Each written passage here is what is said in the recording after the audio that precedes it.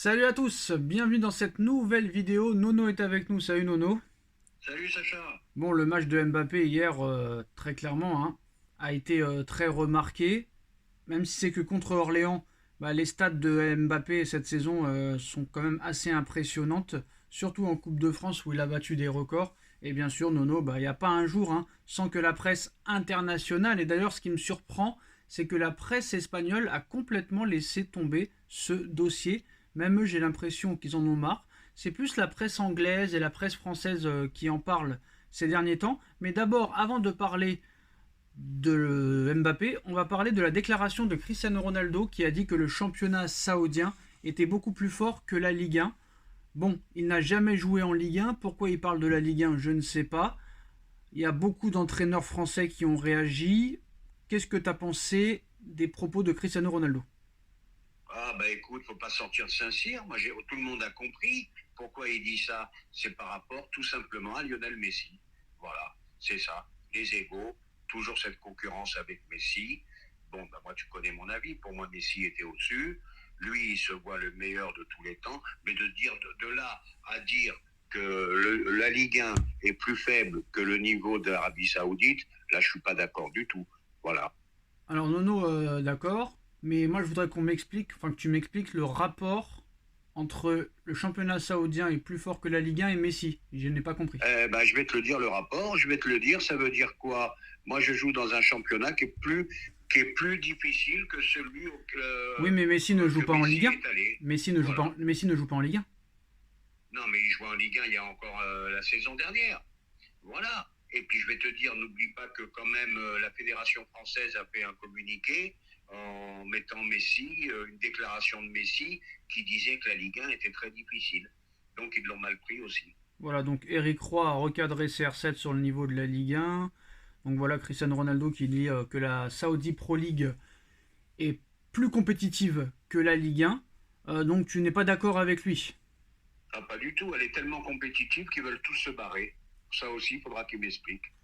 En tout cas, c'est sûr et certain que ça continuera à faire parler et qu'il y aura des réactions.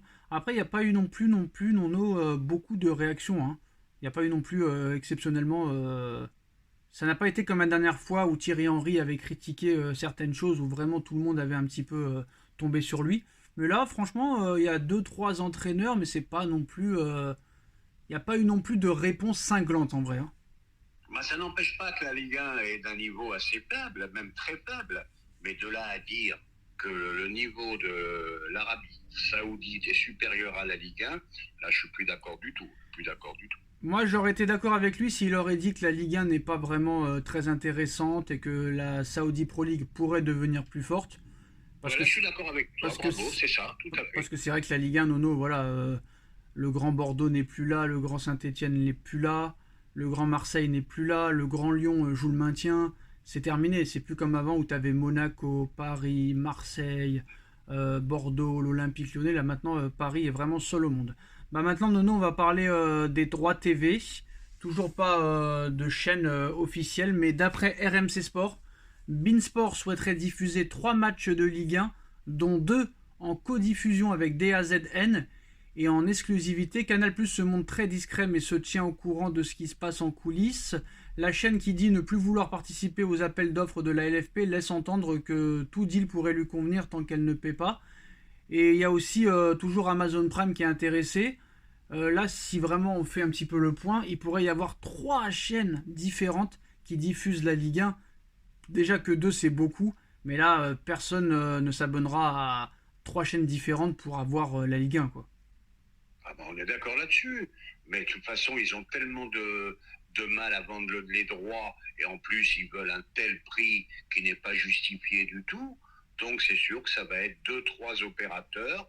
Après, bon, bah, c'est comme on dit, les cochons de payants qui vont être obligés de prendre trois abonnements, trois machins. Non, c'est infernal. C'est infernal. Et par contre, si vraiment il arrive à faire ce coup-là, à vendre à 3 chaînes différentes, ça pourrait se rapprocher quand même des 900 millions d'euros par saison. Eh oui, voilà, on est bien d'accord là-dessus. Alors, accord de principe entre Hugo Ekitike et Francfort, le joueur va réduire son salaire à environ 4 millions d'euros par an pour rejoindre le club allemand. Négociation concrète entre le Paris Saint-Germain et Francfort à venir, accord verbal. Donc voilà, Paris quand même ferait des économies sur le salaire quand même. Ben, Paris ferait des économies sur le salaire, ferait un peu de place dans l'effectif aussi. Et puis bon, bah, il était temps qu'Etitike pense à jouer au football, quoi. Bon, bah ça va, avec 4 millions, il aura de quoi vivre quand même, hein, il ne sera pas à la rue. L'information de ESPN ce dimanche, Nono, ESPN qui nous informe que Manchester United et son nouveau propriétaire Jim Ratcliffe, qui est prêt à faire des folies cet été lors du mercato estival, veut une recrue de renom et serait prêt à faire de gros efforts financiers pour l'avoir. Et d'après ESPN, Jim Ratcliffe et Manchester United seraient prêts à offrir 250 millions d'euros pour Vinicius Junior à Florentino Pérez. Vinicius Junior qui ne marque pas énormément de buts, qui a un problème d'efficacité un petit peu comme Dembélé, mais qui apporte via sa vitesse, via les solutions, les passes décisives, etc., ses dribbles. Mais comme tu le sais, au Real Madrid, personne n'est irremplaçable. On se rappelle que Pérez a dégagé Ronaldo à la Juve pour 105 millions, que Casemiro est parti alors que c'était le pilier du milieu de terrain à Manchester United pour 90 millions d'euros et que maintenant il fait plus rien, que Varane avait été vendu 50 millions d'euros et que maintenant aussi il fait plus rien, et il n'y a jamais eu de passe droit pour les Beckham, Raoul, Zidane, Benzema aussi a voulu partir, il est parti. Donc même si monsieur Vinicius vient de prolonger jusqu'en 2027 et qu'il a une clause libératoire à 1 milliard d'euros, rien n'empêche Pérez de le vendre cet été. Et si Manchester United offre 250 millions d'euros, cela pourrait lui permettre aussi d'attirer peut-être plus facilement Mbappé en faisant une offre salariale plus conséquente que celle de l'heure actuelle, sachant que Paris n'a pas de concurrence à ce niveau-là, parce que Paris est prêt à prolonger Mbappé jusqu'en 2028 avec un salaire de 100 millions d'euros par saison, ce qui ferait 400 millions d'euros sur 4 ans. Nono, Manchester United qui offre 250 millions d'euros pour Vinicius, sachant que Vinicius en plus de ça joue au poste de prédilection de Kylian Mbappé.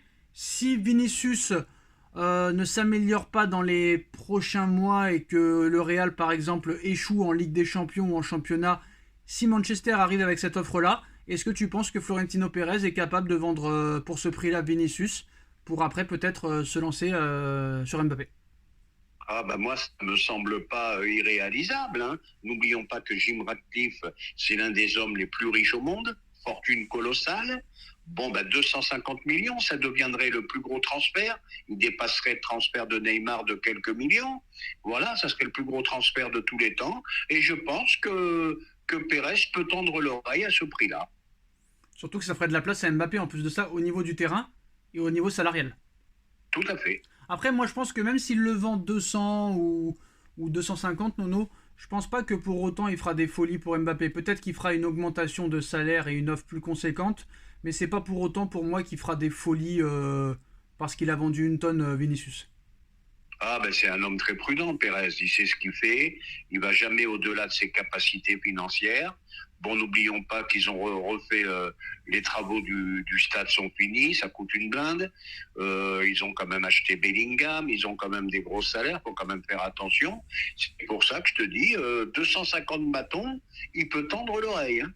Oui, surtout qu'en plus de ça, c'est vrai que le Santiago Bernabéu a coûté très très très cher, donc ça ferait un peu beaucoup de rentrées d'argent. Donc on verra ce qui se passera dans les prochains mois. Maintenant, on va rentrer dans le dur à partir de février. Dites-nous en commentaire ce que vous en pensez. On like, on partage, on commente, on s'abonne et on se retrouve très très vite pour une nouvelle vidéo. Merci Nono, merci à tous. Tchuss. Merci Sacha.